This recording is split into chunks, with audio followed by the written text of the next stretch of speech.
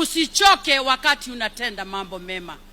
Wakati mwingine mimi Mheshimiwa Rais kuangalia mambo ambayo unafanya na ninashangaa kama husikii wenye makelele vile wanavyosema. And I like your spirit of ignoring the noise makers. Na umefocus na kuendelea kufanya kazi ambayo ulichaguliwa na wananchi wa taifa hili la Kenya. Na tunataka kuamini ya kwamba hata miaka ijayo watu watakuja kuangalia kazi yako. And I want to say, and not just imagine, but rest assured ya kwamba Mheshimiwa Rais, you shall be rated as the best president that Kenya ever had. Na ndiyo sababu wengi wetu tumeamua kufuata maono ambayo uko nayo. Mheshimiwa Rais, ningependa tu kukuomba jambo moja kupitia hapa, kupitia kwa county government, kwa governor wetu na viongozi wetu wa county. Ningetaka kusema ya kwamba tuna kazi nzuri inayoendelea katika Kenya hii. Soko zimejengwa, barabara zinajengwa, lakini ningetaka tuombe mbele ya rais, niombe county government, liquor board ya county government, tafadhali tupunguzieni licenses za pombe ambayo inauzwa Kiambu.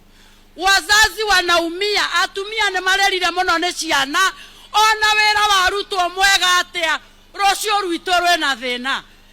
Na governor wa Kiambu were andu a liquor board, ciana cito ne guthira irathira ne njohi na muno itora rere ria Makwa. Hapa Makwa njohi ne nyingi muno handu haha, na ne kwandu andu a liquor board marerio manyihie licenses cia njohi ya guthukia ni undu wa rucio rwa ciana cito, nigetha wira uria president araruta rucio kahota gutwaririria. Kwa hivyo ningeomba tafadhali tupunguziwe pombe licensing katika Kiambu County. Na ya mwisho, Mheshimiwa Rais, ningeomba ya kwamba katika maendeleo ya Kiambu, Mheshimiwa Rais, utuangalilie mambo ya Mama Ngina University ndio tuweze kumaliza shida ambayo imekuwa mahali hapo, na ndio hiyo university iweze kumalizika na kesi yake iishe na hiyo shule iendelee kusoma.